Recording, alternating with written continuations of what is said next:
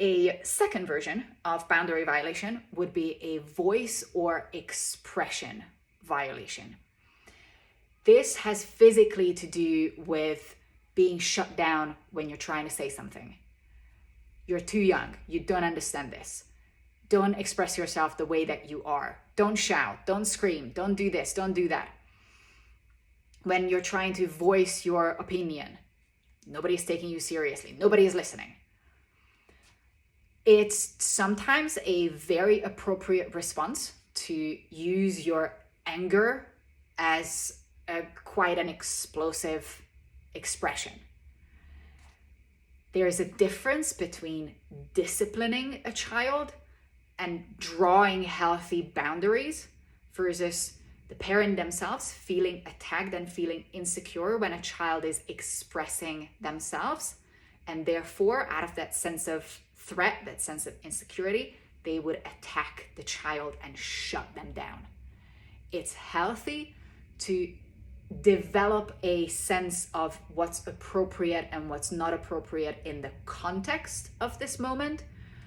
And it's unhealthy to say to the child, blank, no, you don't do that.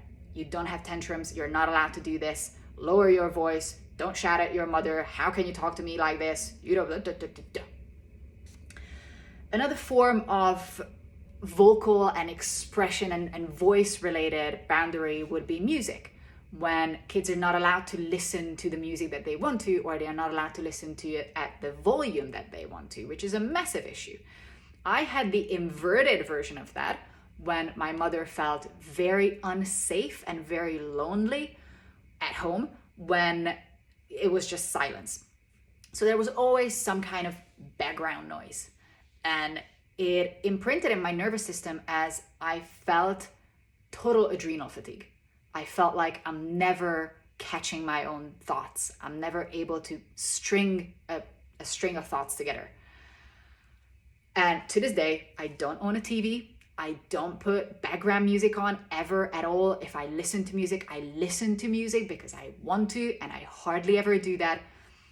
And even in public spaces, it actually takes up a lot of my energy to be able to tune that background noise out. And it does activate something in my system that just goes, I don't feel comfortable here. I'm not safe here. Can we go to a place where we can actually talk to each other and enjoy each other's company rather than me having to shout over this background noise?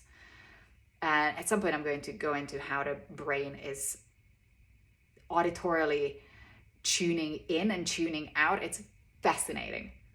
So you're actually using quite a lot of your mental and emotional energy in a noisy place.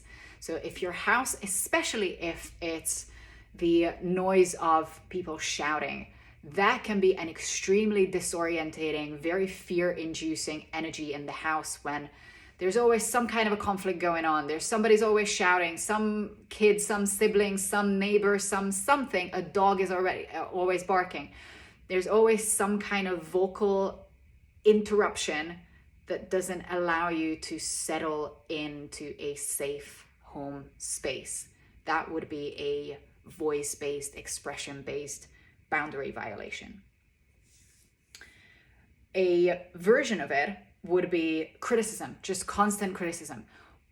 It's slightly overlapping with emotional boundaries, but the fact that something is always voiced, that no matter what you say, no matter what you do, is always matched with this verbal affirmation, this negative affirmation of you're not good enough, this is not good, why can't you be like that, why are you, no, just this constant no to your system, this constant verbal negative affirmation of this is not good enough, this is not safe enough. It's a form of vocal boundary violation.